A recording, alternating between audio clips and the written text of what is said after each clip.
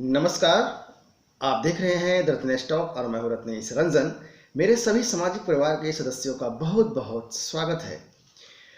चीन की चाटुकारिता करते हुए चीन का कुत्ता बनकर पूंछ हिलाने से बेहतर है कि देश का कुत्ता बन जाओ। देश का कुत्ता बनकर देश की वफादारी कर लो। कम से कम पाकिस्तान का कुत्ता बनकर खैराती हड्डियों पे पलने से अच्छा है कि देश की वफादारी, देश की रक्षा करते हुए कुत्ता बनकर देश के दुश्मनों को खरीद दो। ऐसा कुत्ता होने पर तो गर्व की बात है, जो देश के लिए मर मिटने की तमन्ना रखने वाला कुत्ता हो। ऐसा कुत्ता जो अपने आप को देश के लिए समर्पित कर दे, तो फिर कहने क्या है। लेकिन अरे ओ वामपंथियों, लेफ्ट लिबरल, खैराती गैंग वालों, टुकड़े टुकड़े गैंग वालों, तुम सोचो तुम कैसे कुत्ते हो।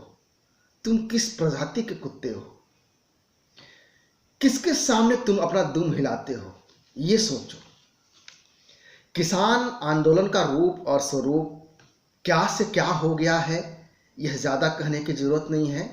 जो पॉप स्टार से लेकर पॉर्न स्टार तक पहुंच गया है। लेकिन इसी बिगड़ते स्वरूप में अब भारत रत्न सचिन तेंदुलकर को निशाना बनाया जा रहा है, टारगेट किया जा रहा है। अब तो आप लोग नरेंद्र मोदी जी को गाली देते सुन रहे थे, नारे लग रहे थे, हाय हाय मोदी मर जा तू। बच्चों से नारे लगवाए जा रहे थे कि मोदी की कब्र खुदेगी, आज नहीं तो कल खुदेगी। और अब सचिन तेंदुलकर को अंबानी का कुत्ता बताया जा रहा है सोशल मीडिया पर। लेकिन ताज्जुब की बात है, ये लेफ्ट लिबरल वाले, खैराती के पैसे पर पलने वाले ये नहीं बताएंगे कि ये किस प्रजाति के कुत्ते हैं।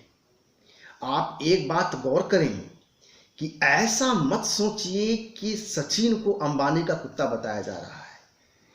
इसके पीछे एक बहुत गहरी साजिश, बहुत बड़ी प्लानिंग और एक प्रॉपर प्लानिंग है। आप सबको, सभी राष्ट्रवादियों को कुत्ता कह के संबोधित किया जा रहा है।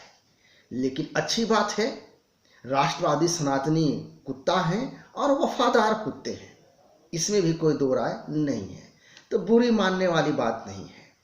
आखिर सचिन तेंदुलकर को कुत्ता क्यों बताया जा रहा है और किसके कहने पे बताया जा रहा है, यह दोनों बात मैं आपको इसी वीडियो में बताने जा रहा हूं। दरअसल लेफ्ट लिबरल नक्सल वामपंथी के अनुसार सचिन ने गलती कर दी है।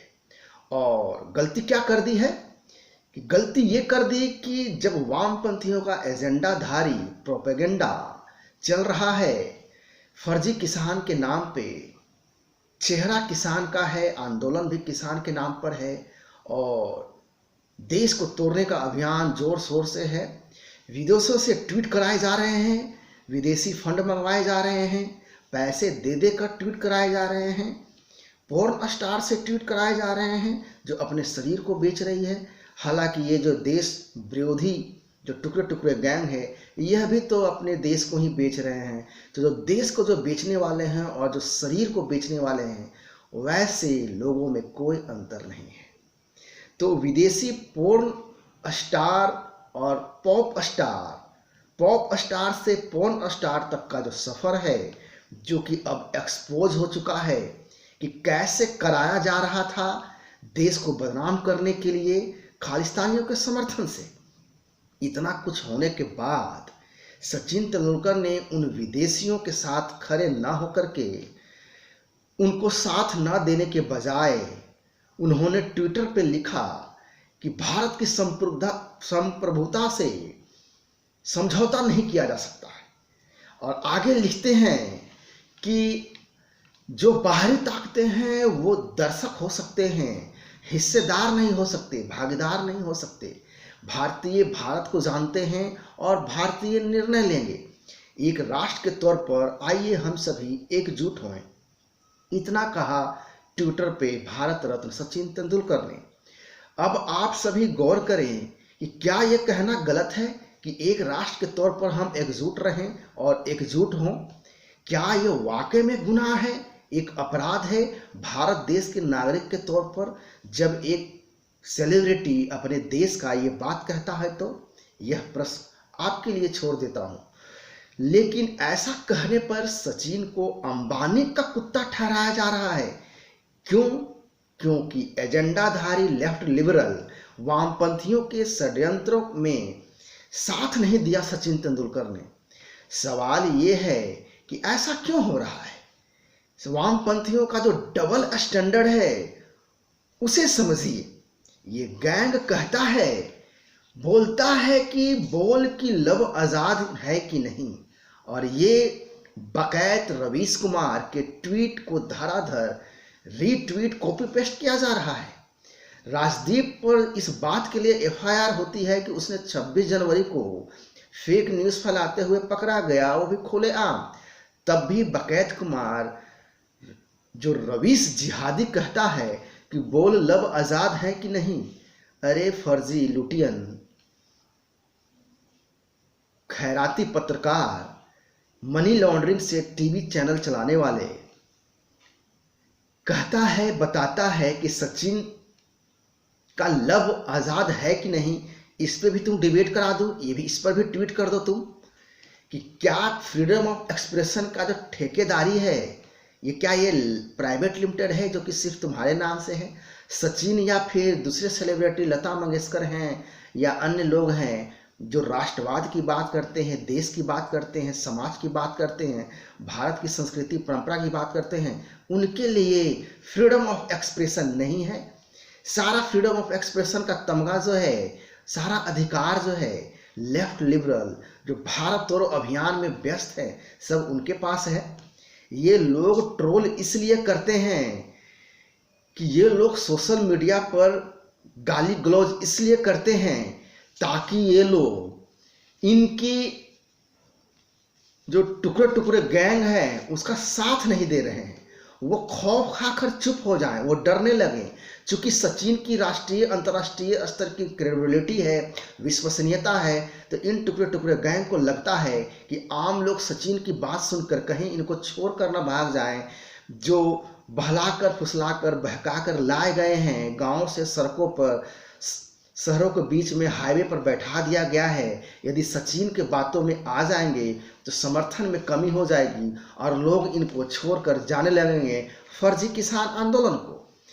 तो इनको कुत्ता बोलो, अंबानी का कुत्ता बोलो, ये आरएसएस का आदमी है, ये मोदी का आदमी है, ऐसा बता दो। आप सभी इस बात को समझिए कि गोदी मीडिया बनाया क्यों गया, ताकि एक परसेप्शन जो है कहा गया कि गोदी मीडिया है, ताकि आप तक सच और जो फैक्ट है वो ना पहुंच सके। कहीं आपको CAA का फैक्ट न पता चल जाए, कहीं आपको 370 का फैक्ट न पता चल जाए, कहीं आपको सर्जिकल स्ट्राइक का फैक्ट न पता चल जाए, कहीं आपको ट्रिपल तलाक का फैक्ट न पता चल जाए, कहीं आपको कृषि कानून का फैक्ट जो वास्तविकता है वो पता न चल जाए। तो कहीं आपको ये जो सच्चाई है उसको बैरियर कम्युनिकेशन गैप लाने के लिए मोदी का आदमी बता दो, आरएसएस का आदमी बता दो, गोदी मीडिया बता दो, उसको अंबानी का कुत्ता बता दो। इतना एक्सपोज होने के बावजूद भी ये लोग कितने इनकी बेशर्मी की जो चमड़ी है मोटी है कि ग्रेटा थनबर्ग का डॉक्यूमेंट जो है लीक होता है गलती से ट्विटर पर, जिसने शेयर किया।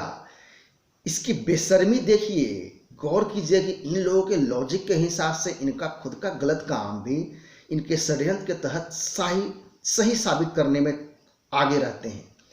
आप सभी इनको पहचानिए, ये वो लोग हैं जो देश को तोड़ना चाहते हैं और उसके लिए हम और आप एकजुट ना हो पाएं, उसके लिए हम और आप एक साथ ना आ जाएं, इनके खिलाफ हम और आप एकजुट ना हो जाएं।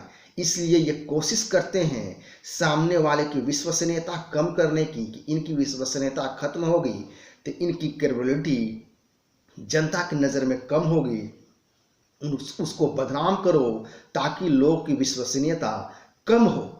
इनके हिसाब से तो सुप्रीम कोर्ट भी बिका हुआ है मोदी के हाथों में, ये टुकड़े टुकड़े गैंग के हिसाब से इलेक्शन कमीशन भी बिका हुआ है मोदी के हाथ में।